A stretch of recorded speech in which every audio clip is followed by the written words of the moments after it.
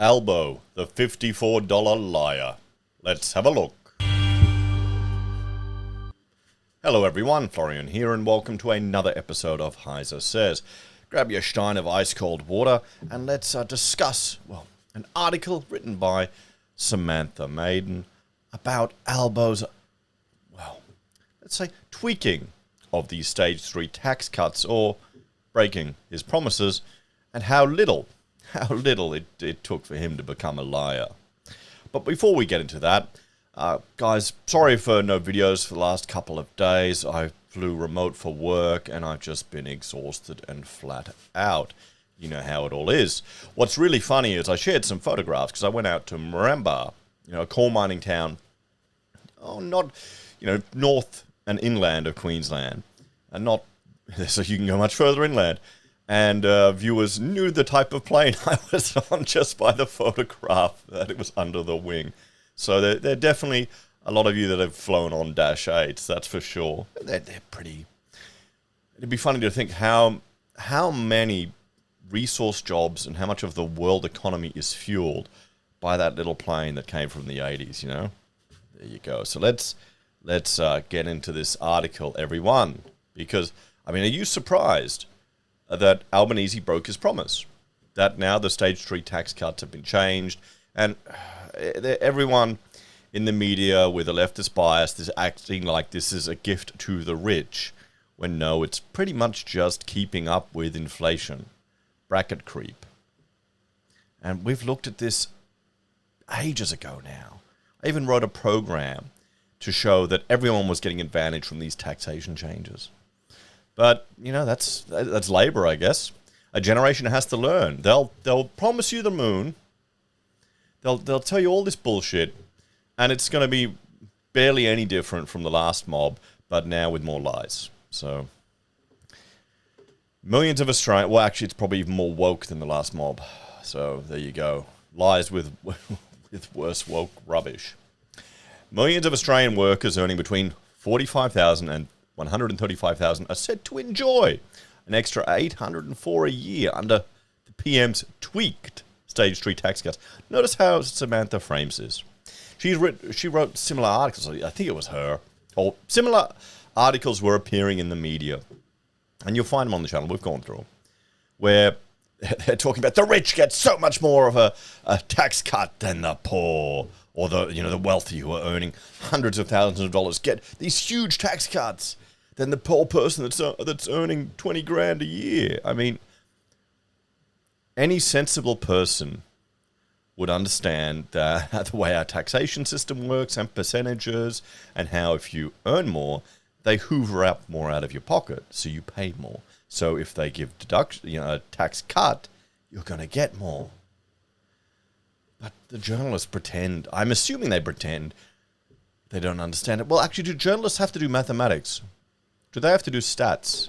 Did we do stats in architecture? I don't think we did. We probably should have. I did it when I did, some econ subjects. They really should make it a prerequisite for all university degrees, some fundamental statistics and analysis. So, Prime Minister Anthony Albanese plans to rob the rich to upsize his tax cut. Hang on. Okay, the people that are losing out are not rich. Okay, someone on 180 grand a year, he may be, or she may be doing a lot better than you are, but that's not necessarily going to make them rich. It depends on where you live. If you live out in the middle of nowhere, okay, you could be earning good coin, but everything else is going to cost more. Every piece of food, petrol, everything. It's going to cost more. Everything. The Robin Hood... Oh, hang on. To upsize tax cuts for most workers under planned changes that will deliver a worker on 100 grand an extra $2,179 a year. The Robin Hood tax strategy is emerging as Labor MPs gather in Canberra to learn of the changes, which we are believed to include reducing the lowest tax bracket to 19 cents in the dollar to 16 cents. Okay. This 37% tax rate will also remain in place, slashing the benefits for workers earning over 150 grand. I mean, boy. The biggest losers will be workers earning $200,000 or more, who will see a planned $9,075 annual tax cut slashed in half to just $4,546. Now, you're hoping they haven't already spent this planned tax cut. But here's the problem, okay? The reason people earning this much invest in property and negative gear, which has an impact on the cost of our housing, which we're all frustrated with, is to reduce the burden that they face with their significant income being hoovered away. I mean, really, does it matter if you piss away a bit of money on a house? You'll get some capital gains, and you'll keep the money out of the hands of the government. You might as well burn it getting an asset than pay it to the state. Doesn't it make sense?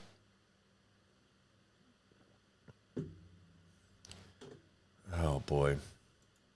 A new analysis of the planned tax cuts commissioned by news.com.au, based on what we know so far, suggests workers earning between 45 and 135 will secure an extra $804 a year. I mean, hey, any money is great. It's good that people are getting extra money. Is that going to make a difference to your cost of living? Another $800? Oh, when your mortgage has gone up $1,000 a month, it'll make a difference. I mean, that's 8 months of internet. You know, probably a quarter of a piece nowadays. But when you combine that with what they were already going to get under the original changes, a worker earning 100 grand was going to get 1,375 tax cut, and now will secure 2,179. Okay, so let's have a look. And this is why I call him the $54 liar. You know, this is his tax cut. He broke his promise, so all the people earning 20 grand will get, $54 a year. So another $1 a week for arguably the people who are doing it the toughest on such a low income or working less hours. Hopefully, shit, you wouldn't want to be a full-time on that. Then you got to upskill. It's on you. 25 grand, you're getting another 204. 30 grand, you're getting 354. 35, 504. 40, $654. 45,804 bucks. And then 50. Okay, the original cut was 125. The new cut is $929, so you're getting another 804 bucks. So we can see here, all of these people are getting 804 because of the way they're changing things.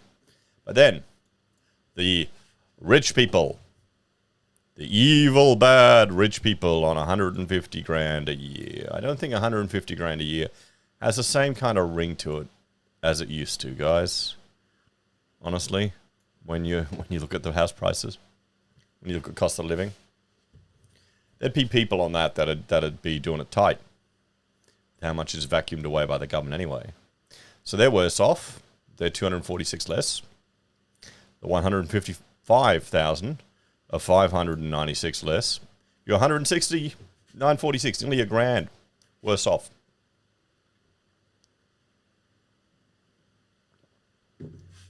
$165,000, you're 1,296 worse off. 170 is 1,600 worse off. And it goes pretty much 2,000. 2,3, 2,6, 3 grand at 190. 195, you're 3,7 worse off. So there you go.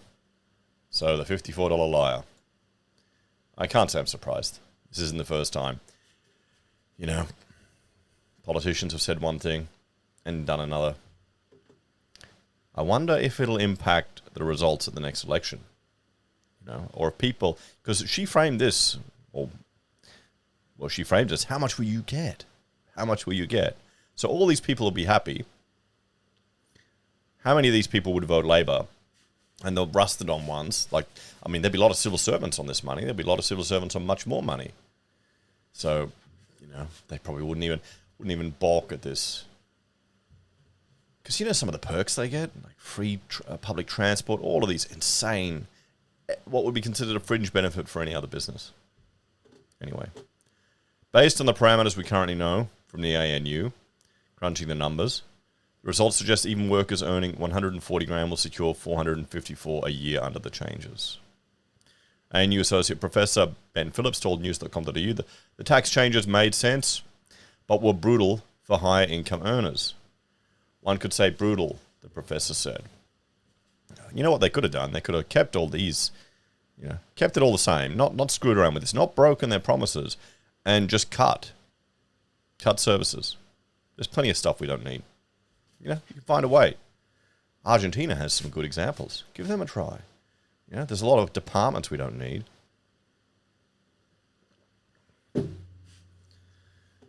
So, it's a big tax increase relative to the original plan.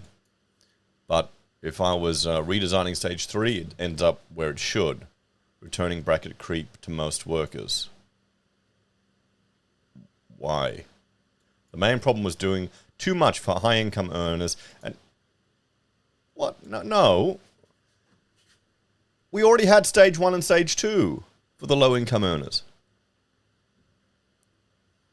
Okay. Sure. That seems now to be addressed. If you earn 150, you're going backwards. Yeah, we've gone through all this. Labour MPs gather in Canberra for his talk fest. We'll see how that goes. Deputy Opposition Leader Susan Ley pledged the coalition will roll back any changes made by Anthony Albanese on the stage 3 tax cuts if they win at the next election. This is absolutely our position. And the point is, it was Labor's position too. Yes. Albo lied to you. What about, here's an idea. Here's just an idea. What about he didn't piss away a shitload of money, and pardon my language, on a referendum that we didn't need, and maybe use that to help fund research into how what unnecessarily government services could be cut to reduce the tax burden they're placing on the average citizen.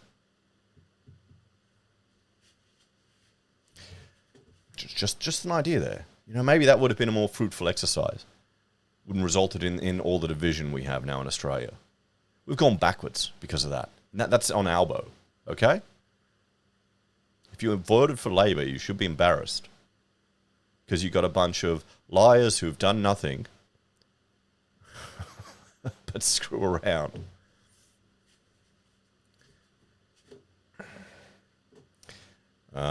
All of this has been decided without proper consultation with the Australian people. Don't worry, they got, 36% of the vote or 33% of the vote?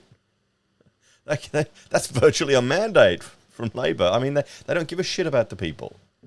They think they know better than us. Okay, they think they know better than individuals. That's the collectivist leftist mindset right there. They know better than the dumb plebs. The election was won on a lie. No, I don't think it was won. I think it was lost. South Australia Premier Peter Malinauskas backed giving lower and middle income earners more during an interview on the Today Show, but said he was concerned about taking money off the rich if it was an election promise. Why didn't they just bring in the lower middle income tax thing that they got rid of? Kept that. Well, here's another idea. Keep your promise and reduce the petrol levy. How many people on, okay, $200 a year is not going to make any difference if you got to drive to work. Every week, if your petrol's cheaper, it's going to add up. That would help everyone. That would help all the goods that we're transporting around the country. But he can't do that. That was a liberal idea, wasn't it? Oh, well. If you earn 180 grand... Yeah, hang on. We skipped past this. Let's wait and see what the Prime Minister announces. But Middle Australia has been wearing too much and shouldering too much of the burden. And that does require change, he said. Do you think broken promises are all right? I think they're best avoided, enough said, Premier. So New South Wales Premier Chris Minns backed the changes. Of course they do. They're Labor. They're not allowed to independently think. You're not going to see an independent thought from any one of them. It's why they're always lockstep. They don't even give conscious votes on things. Can't have democracy, can we? You know. The Prime Minister's office has repeatedly insisted there were no current plans to alter the tax cuts, a claim now proven to be false. Yes. Well, there you go. So, Albo a liar for $54 a year for the lowest income Aussies. Let's have a chat about this one, guys. Will people learn? No, they won't. They won't. They'll forget about it in a week. It won't make any difference. And he'll be bragging about how he's, gotten more money back in the battling Aussies' pockets. Yeah. I'm just waiting to see it. I don't know, guys. I mean, it's going to be good. Any money in people's pockets is better, but I think a lot of Aussies have a warped sense of how much 150 grand a year is. Particularly if you got a family. You're going to burn through that real quick. But, that's how it is in Australia, guys. It's tall poppy syndrome. They're going to eat it up. What do you reckon? Do you think he broke a promise? Has he become a liar? Would you vote for him? Take care, guys. I'll see you all next time. Bye for now.